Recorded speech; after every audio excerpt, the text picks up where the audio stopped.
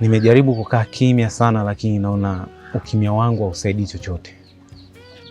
Unajua Nia, wewe ni mwanamke mzuri sana. Ni mwanamke ambaye umeteka hisia zangu. Kama nikiendelea kuficha hili jambo, basi sidhani kama tunaweza tukafika mbali kwenye haya mapenzi tuliokuwa nayo. Hivi unajua ni kwa nini nakwambia ubadilishe dini? Ni kwa sababu nakupenda kutoka moyoni Nia. Nataka nikuoe Nia. Naomba unisikilize Nia. Sawa. Naomba ukubaliane na yote Nia. Pia usiniache Nia. Mimi ni Muislamu. Muislamu anaruhusiwa kuwa wanawake wawili zaidi ya. Ukweli ni kwamba Nia, mimi na mke. What? Sanji, una mke? Ndio.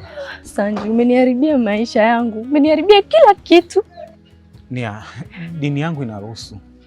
Na ndio maana nataka ubadilishe dini uwe Muislamu ili niwe na wanawake wawili Nia. Sanji, kwa nini hujaniambia mapema? Umeniharibia kila kitu wewe. Umenikosea sana. Kwa nini hujaniambia mapema Sanji? Kwa nini hujaniambia mapema? Labda hilo ndo kosa langu tu Nia. Mbona usingeniambia? Mbona usingeniambia? Umeharibu kila kitu.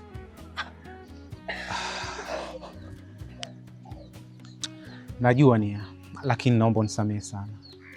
Hii yote ni kwa ajili nakupenda. Niache. Niache. Sanji, mimi na mimba yako Sanji. Una mimba? Mimi yangu mimi. Sanji, mimi maisha.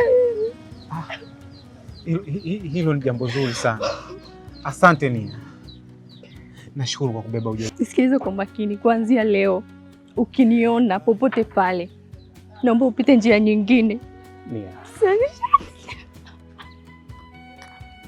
Nakupenda Nia. Na hii mimba kuanzia leo Sanji, sio kasema ni yako. Nakuchukia mimi. Nia.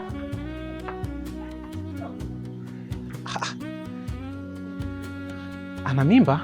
Nibisanzera wigeze numbango mbagusara aiwe ukunda cyane nkawe uburyo aya nyuma oh baba we aiwe